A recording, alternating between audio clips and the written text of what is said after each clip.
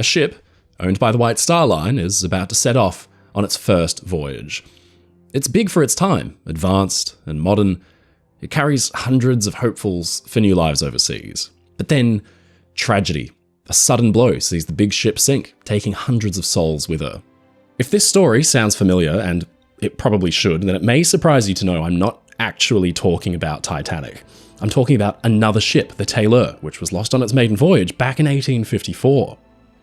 On the big passenger ships in the 1890s through the 20s and beyond, the first trip on a new ship, that is the maiden voyage, as it was known, was usually underbooked while the company ironed out all the kinks, and perhaps for good reason. A lot of ships have set out on their very first voyage, only to meet disaster and sink. From White Star Line's very first Titanic moment, to the ultra-modern Danish ship that simply disappeared, the magnificent French passenger liner that burnt like a torch, and the brand new luxury vessel that broke in half. These are the ships that sunk on their very first outings. Ladies and gentlemen, I'm your friend Mike Brady from Oceanliner Designs, and these are the ships that were lost on their maiden voyage.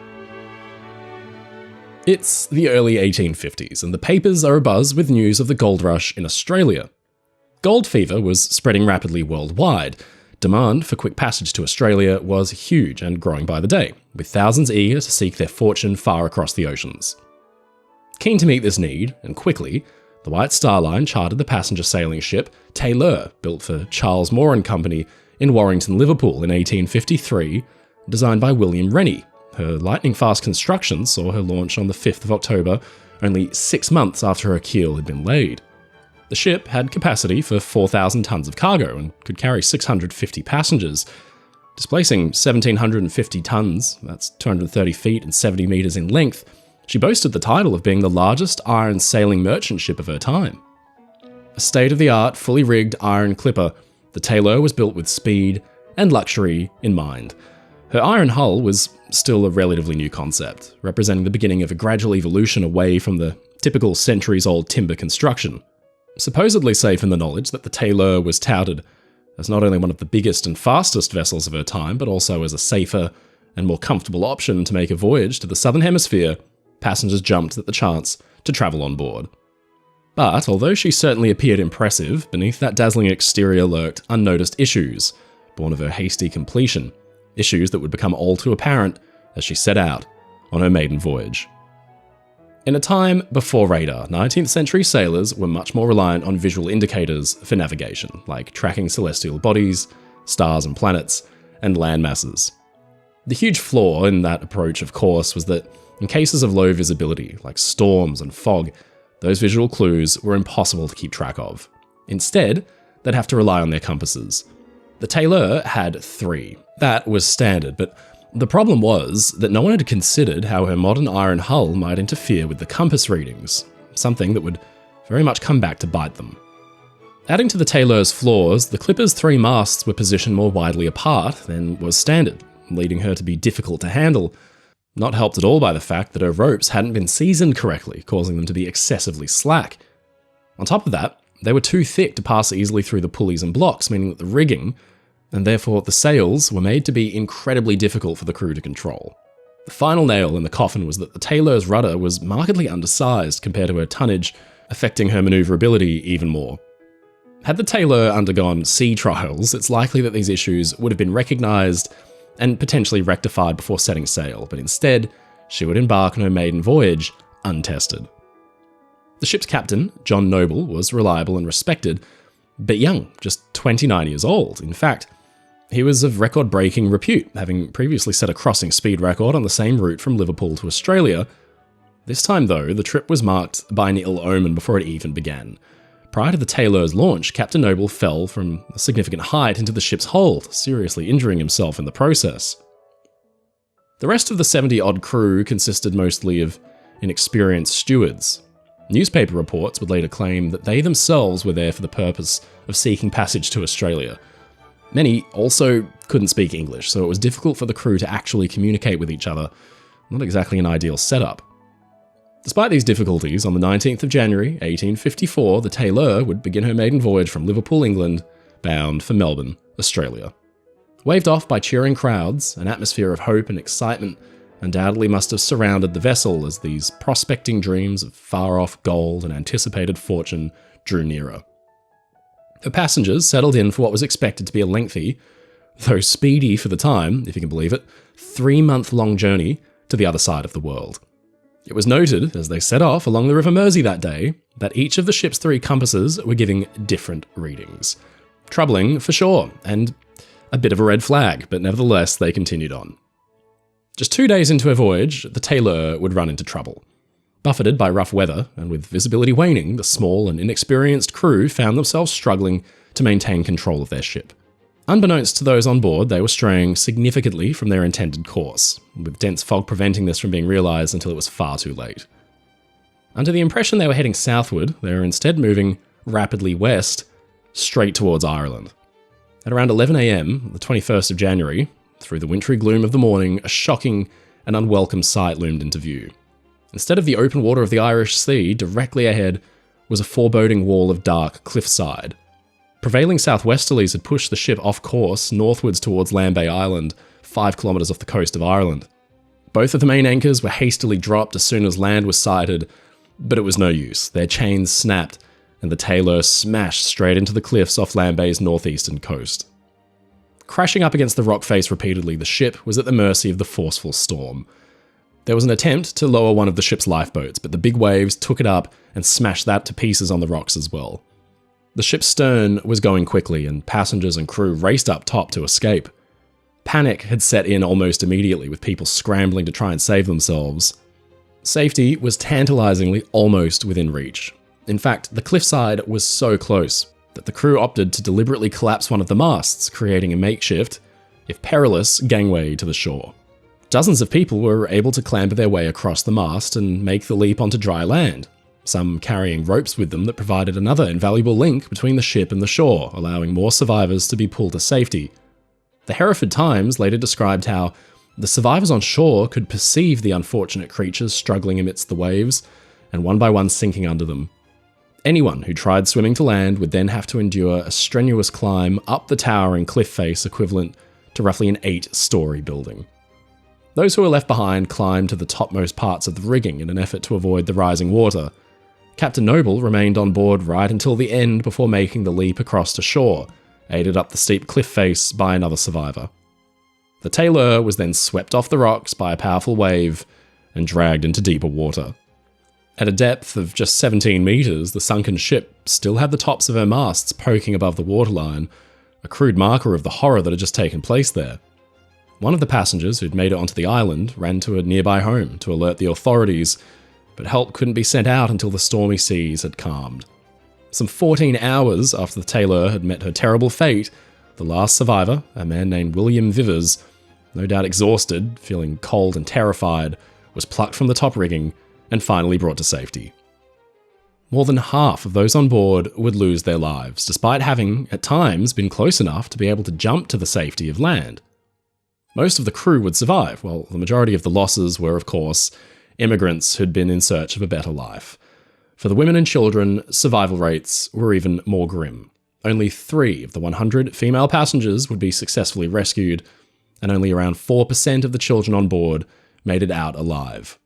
Around 650 people had been aboard the Tayleur, but only 280 would live. The staggering survival rate of men compared to women can likely be attributed to the heaviness of Victorian women's clothing, consisting of multiple layers of thick ensemble pieces over increasingly voluminous layered skirts, accentuated by heavy crinolines. Staying afloat while quite literally being weighted down in stormy waters would be way too difficult enough for even a strong swimmer. And since fully submerged swimming was still largely seen as a socially improper activity for a Victorian lady, the ability to swim well was uncommon. To make matters worse, lifeboats were not yet customary. Thankfully, not every child perished in the disaster. One survivor was the 12-month-old Ocean child. An elderly Frenchman was credited with retrieving an infant boy from the wreckage, said to have held onto the baby with his teeth and swum through the treacherous waters to safety. With no sign of the boy's parents, the so-called Ocean child was then taken under the wing of the local Reverend John Armstrong. The Reverend made a description of the child's appearance in the papers, in the hope, he said, it may catch the eye of any relative in England. After around a month's search, the boy was discovered to be Arthur Charles of Hereford and was happily reunited with his maternal grandmother, who had made the journey to Ireland to collect him. When he found out that Arthur's grandmother was impoverished, the Reverend pledged to support the family financially to try to help ensure the boy's success and recovery. The story drew a fair amount of attention at the time, with little Arthur being the focus of warm and widespread interest, many believing his survival to be the sign of divine intervention. Some members of the public even travelled to visit him. The Hereford Times in 1854 described how, from the way in which he clings to those who fondle him, it might be inferred that the horrors of the scene from which he was so providentially rescued have left an impression on his infantile senses. 4 official investigations into the disastrous maiden voyage would occur following the Tayleur's sinking. The Board of Trade questioned Captain Noble for his decision not to take soundings despite the poor visibility, that is, to figure out the depth below keel, especially given that he was found to have been aware that the compasses were in error, to which he reportedly responded, "I think I did wrong, and this will be a warning to me in the future." It has been speculated that his previous fall into the hold might have caused a head injury that impaired his judgment. Ultimately, though, he was largely absolved of blame and managed to recover his reputation and have his master's certificate restored. The White Star Line, in turn, was criticised for rushing the ship's launch and neglecting safety standards.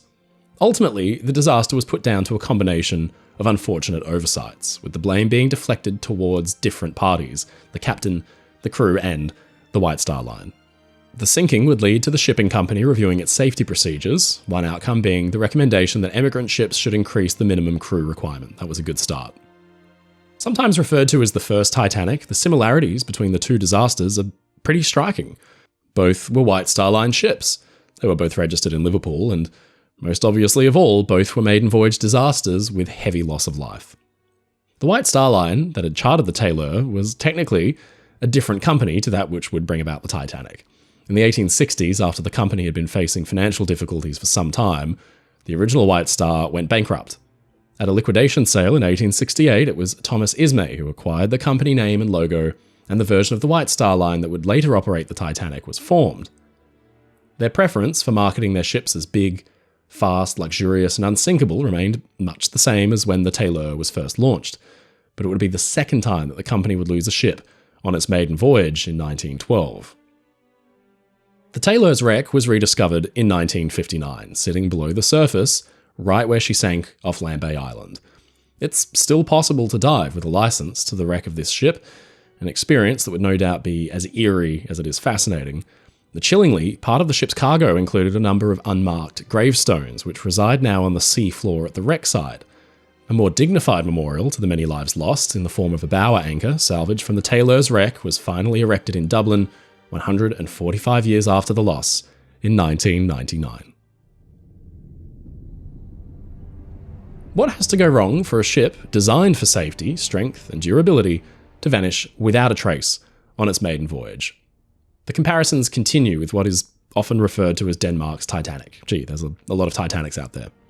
Taking place almost 5 decades after that disaster, though, the Hans Hedtoft was supposedly unsinkable, but history tells us that's not the safest claim to make of any ship. The 1950s were a time of great change for Greenland. The Greenland Commission was keen to expand the island's economic prospects, improve the living standards for its population, and to address the problems associated with its extreme isolation. With only around 30,000 inhabitants at the time of the Hans Hedtoft's launch in 1958, it was nevertheless a strategic geopolitical buffer zone that was extremely important between the US and the Soviet Union. Royal Greenland Trading, the owner of the Hans Hedtoft, as part of Greenland's development, established a fleet of small cargo ships to meet the need for supplies and new import opportunities. These ships were capable of carrying a limited number of passengers. There wasn't need for anything particularly fancy. Instead, speed and the ability to deliver goods quickly were the focus. Travelling on the seas around Greenland during winter was long deemed too dangerous in that region, thanks to the plummeting temperatures, the rough seas, and the prevalence of drifting ice. However, by 1949, the controversial decision was made to maintain a year-round service in Greenland in order to meet growing demand. Citing recent near misses involving icebergs, the maritime labour unions, along with the Danish government, opposed this call, but to no avail. The supposed supership, the Hans Hedtoft, was intended to be a built-for-purpose solution to these safety concerns, promising to be a revolution in Arctic navigation. The order for the ship was placed in 56 by Royal Greenland Trading. She'd be launched 2 years later, on August 13th, 1958, in the Frederikshavn shipyard in the North Jutland region of Denmark.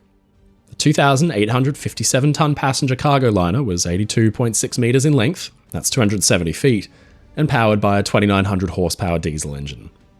Named for the former Danish Prime Minister, the Hans Hedtoft was built with modernity and safety in mind. Expenses weren't spared with the ship's then state-of-the-art equipment, including Decker navigators, radar, gyro compasses, and radio-equipped life rafts. In fact, the Hans Hedtoft was plenty prepared for if things might go wrong. As well as its 4 self-inflating life rafts, the ship also had 3 metal lifeboats with capacity for 35 people each, along with an additional 20-man boat. Built to withstand the icy conditions of the Arctic and the Northern Atlantic Ocean specifically, the vessel was fitted with a double bottom, reinforced bow, and 7 watertight compartments intended to help keep her afloat even in the event of an impact. But, unlike with other polar ships, the Hans Hedtoft was constructed using riveted rather than welded steel plates, a decision that was also met with skepticism regarding her ability to withstand ice pressure. There was another thing that set the Hans Hedtoft apart from your typical merchant ship. Unbeknownst to the public or even the Danish parliament, the vessel had been designed for easy warship conversion. The Ministry of Defence had requested that 3 40mm anti-aircraft guns could be fitted, with reinforcement where the gun's foundations would be built, and an ammunition compartment, all of which was conveniently left off of the ship's plans. The guns weren't mounted at the time of the sinking, though. Following test firing, all military equipment was promptly dismantled and stowed in the Hedtoft's cargo hold.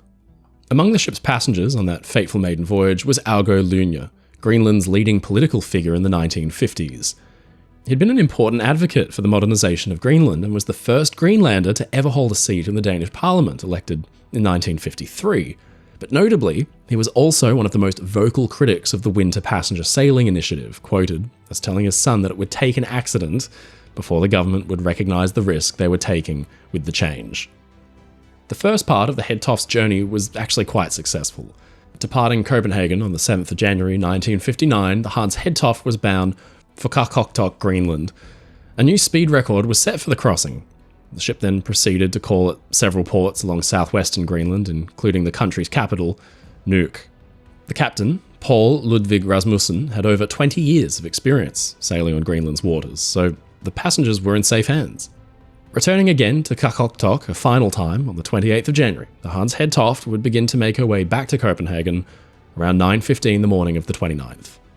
She was at near full capacity, with 55 passengers, including women and children, and 40 crew members. In addition to this, she was carrying precious archival material in the form of parish genealogical records and Greenlandic history, destined for preservation in the Danish archives, along with a slightly less impressive cargo of frozen fish. Around 24 hours later, Captain Rasmussen radioed that the ship had encountered a fierce snowstorm. Visibility was so poor, only 1 nautical mile, that they decided to reduce speed down to 8 knots. For a while, it seemed like things were clearing up. Visibility had improved enough for them to now be able to identify surrounding ice floes, and by 11 AM, they'd increased their speed back up to 13 knots. But then, just 24 minutes after the ship had sent out that update to say all was going well, an SOS was transmitted. It seemed that the brief calm hadn't lasted.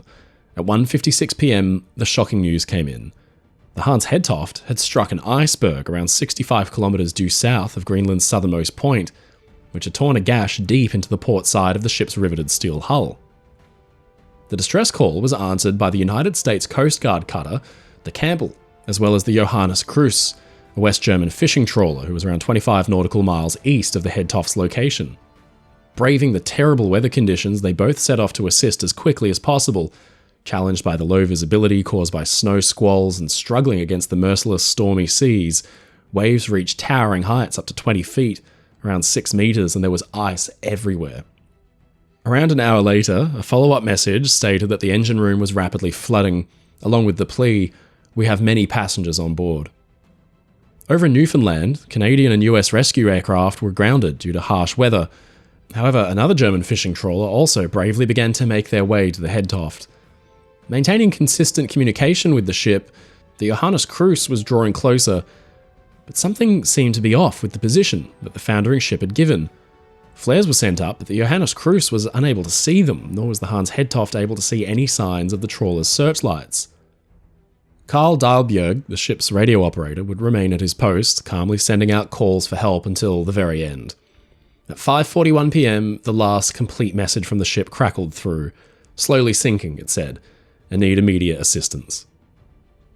Roughly 4 hours since the first distress call, one final disjointed message was seemingly picked up by the Johannes Kruse, interpreted as something like, "We are sinking now," then all communication was lost. All attempts to re-establish contact went unanswered.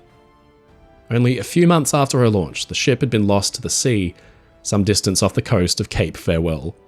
Curiously, it seems that none of the ship's multiple lifeboats were used during the sinking at all. It's unclear exactly why this is, though it's safe to assume that it would probably have been incredibly difficult to deploy them safely given the big seas. Perhaps they believed that help was close enough it would be better to not attempt a risky evacuation. After all, with water that cold, it would be unlikely that anyone would survive any more than 60 to 120 seconds of exposure. Rescue ships converged on the area.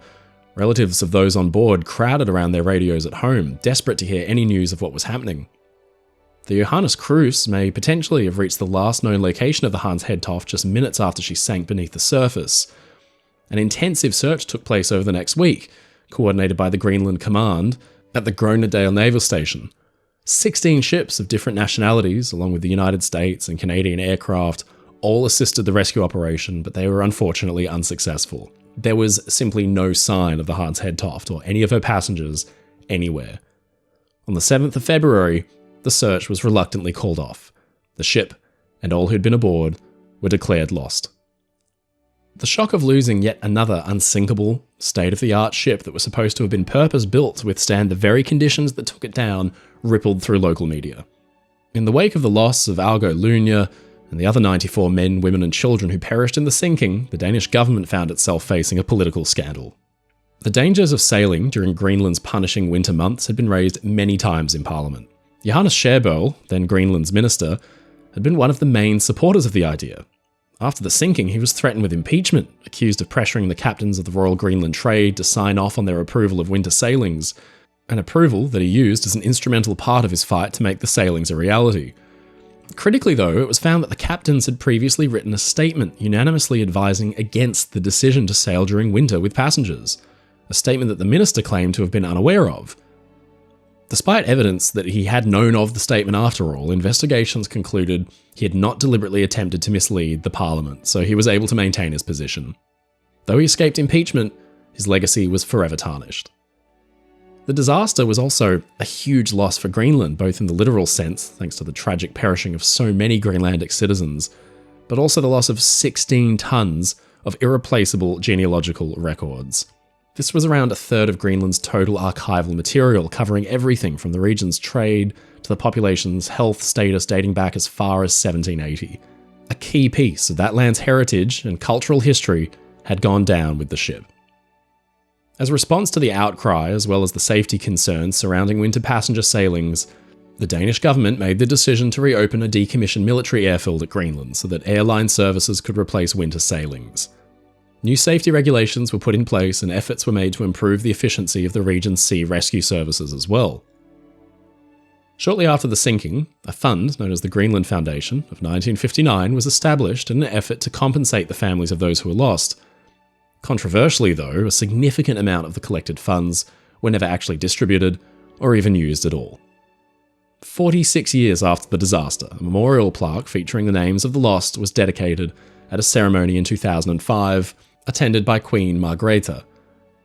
You can still see it today at the North Atlantic House building in Copenhagen, Denmark. What exactly happened to the MS Hans Hedtoft, along with the location of her wreck, is still something of a mystery. We know she hit an iceberg, but hardly a single trace of her was ever found. No survivors, floating debris. The only physical remnant of the ship was a life ring found washed up on the coast of Iceland 9 months after the sinking. It remains on display in the Church of Our Saviour in Qaqortoq, Greenland. To this day, the Hans Hedtoft remains the last known shipwreck with casualties to have been caused by collision with an iceberg. It's 1:30 a.m, 16th of May, 1932, and the day of Pentecost celebrations aboard the MS Georges Philippar is just wrapping up. Many passengers are already peacefully asleep, and the final stragglers from the party make their way back to their cabins. Madame Valentin, on returning to her first-class cabin, notices a strange acrid smell, like burning rubber, filling the corridors along D-deck. Accompanied by this comes an unidentified but ominous crackling noise. Later, an alarming SOS message is received. Fire has broken out on the ship, and it's spreading rapidly. The luxurious new addition to the Messagerie Maritime fleet on her maiden voyage is going down in flames.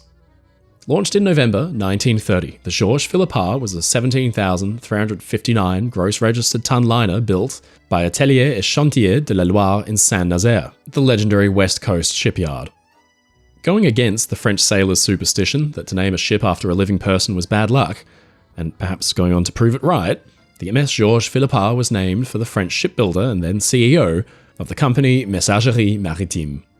Following the First World War, Atelier et Chantier de la Loire, no longer receiving big orders for new warships, was instead looking to focus their efforts on building merchant ships. They had a very good reputation, and there was demand for fast, comfortable ocean liners that they were keen to meet. They landed an order with the Netherlands line and built the MS Pieter Cornelius Zoon Hooft. All was not well though. The construction faced many problems, not the least the thing catching fire twice in the shipyard. Originally expected to be completed by January 1926, a significant delay was incurred when the flames broke out, causing substantial damage that would take around a year to repair. Then, in November 1932, the ship would be lost completely, again, to fire.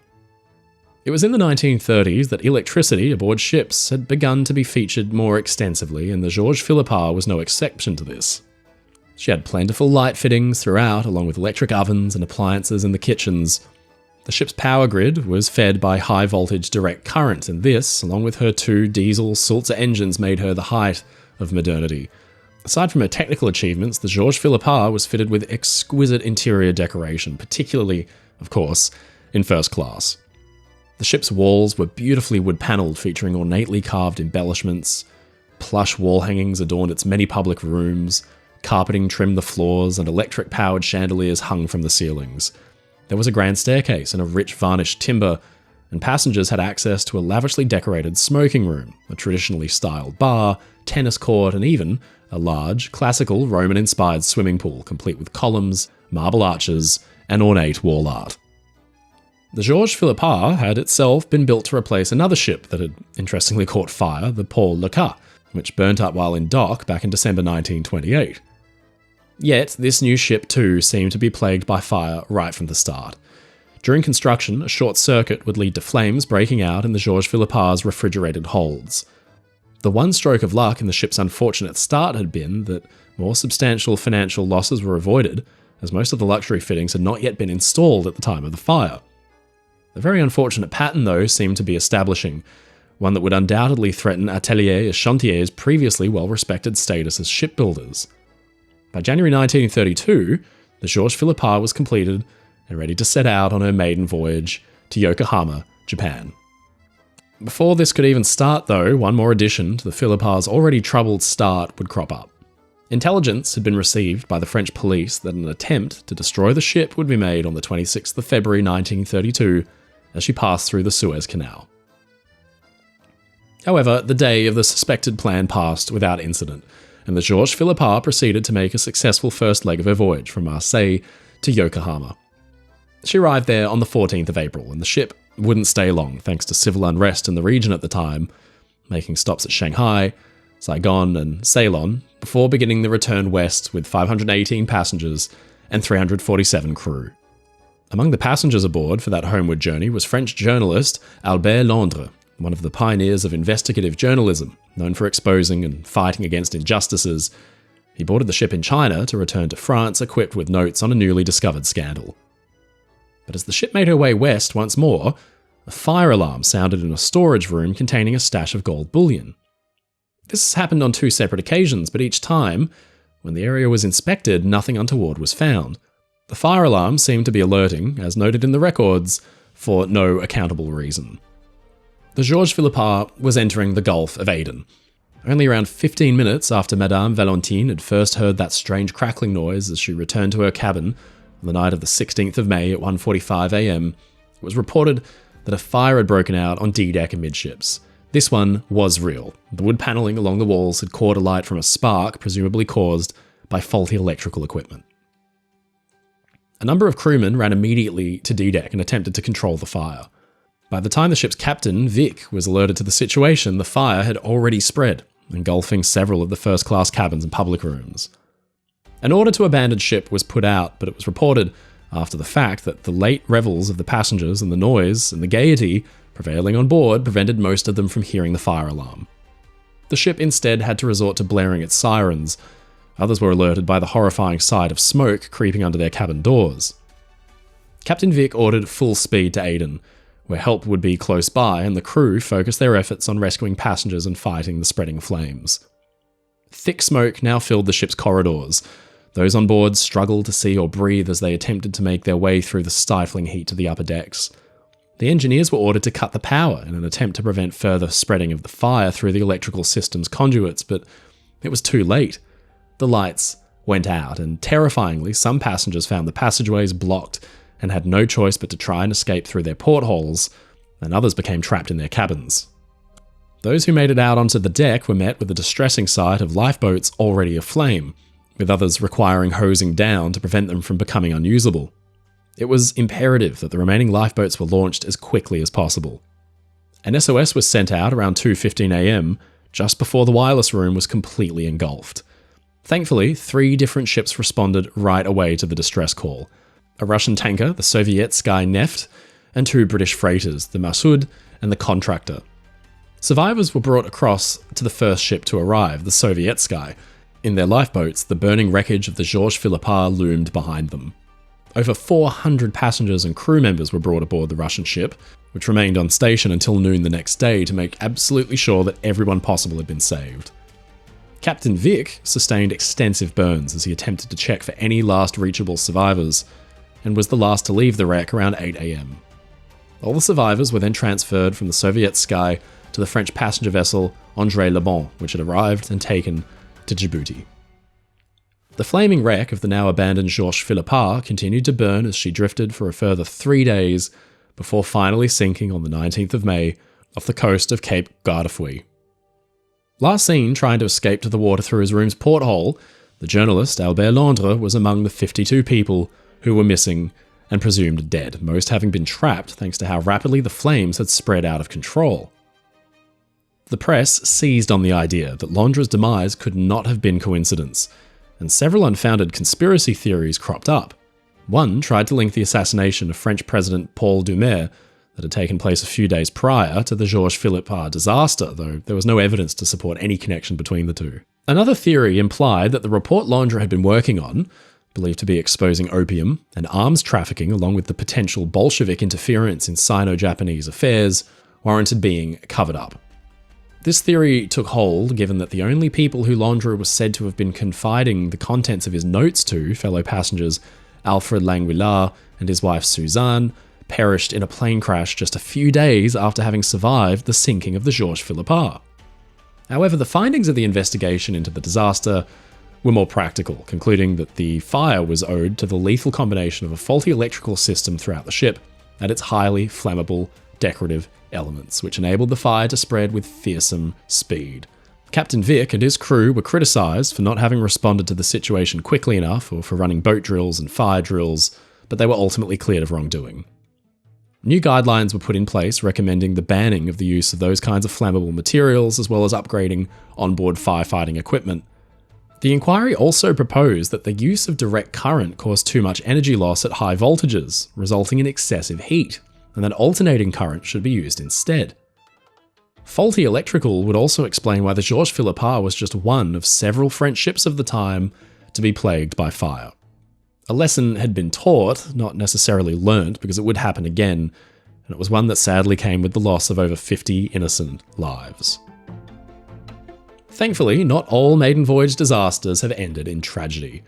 Though as Reuben Griffiths, a lift boy on the RMS Magdalena, found himself and his crewmates rowing towards the beautiful white sands of Copacabana Beach, Their experience of the last few hours was far from relaxing, and they were making this trip in a lifeboat. After the Second World War, many shipping companies found themselves in need of new vessels to replace all those that had been lost. One of these was the British Royal Mail Line, who had lost the 14,000-ton liner Highland Patriot during the war. The Magdalena would be her replacement. Ordered in 1946 and built at Belfast by Harland and Wolff, that legendary shipyard, the Magdalena was 17,547 gross registered tons, about 570 feet or 173 metres long. She was a combination cargo passenger liner and the first passenger ship built by Harland and Wolff since the war. Completed on the 18th of February 1949, the Magdalena had a distinctive island bridge design, separating off the bridge from the passenger accommodations and the rest of the ship's superstructure, a style reminiscent of Harland and Wolff's Big Four, built years and years ago for the White Star Line. The Magdalena had a part riveted, part welded construction, and featured all the usual watertight subdivisioning, as well as a double bottom to help prevent grounding damage. On the 9th of March, 1949, she embarked from the King George V dock in London on her maiden voyage, bound for Buenos Aires, Argentina. Captained by Douglas R.V. Lee, the Magdalena would be his final assignment before retirement after a successful 40-year-long career. The first leg of her journey was without issue. She reached her destination according to schedule, and in preparation for her return, she was loaded with a substantial cargo of Argentine beef, and then proceeded to pick up a cargo of Brazilian oranges at Santos. Along with her refrigerated cargo, the Magdalena also had 347 passengers on board and 237 crew. She departed Santos on the 24th of April, heading northeast towards her next port of call on the way home, Rio de Janeiro. As they steamed on, though, it became apparent they were tracking more north than intended. Captain Lee ordered that they alter course to correct this, first at 6 p.m. and then again at 7. They reduced their speed from around 18 knots down to 13.5. All seemed okay. The captain ate dinner in the saloon before returning to the bridge, and then turning in for the night at 10:45 p.m. But by 2:30 the next morning, First Officer Cyril Sr., serving as officer of the watch, alerted the captain that the Magdalena was now some 2.5 miles north of her course. Her heading was adjusted once more, and the captain returned to his cabin. But just 2 hours later, around 2:30 a.m., the Magdalena was once again off course. Suddenly, ahead of them loomed what appeared to be a ship without lights. It was too late to prevent an impact, though. As it turned out, it was not another vessel they were about to collide with. In the early hours of the morning on the 25th of April, the Magdalena had struck the Teucas Islands Reef and was now stuck. Passengers and crew alike were jolted awake by the sudden impact. The ship's refrigeration engineer, Bill Harkness, described how the big crunch was so severe it threw me across against my bunk. The collision tore into the number 3 hold and water began flooding in. An SOS was quickly sent out and it was received by the Brazilian Navy.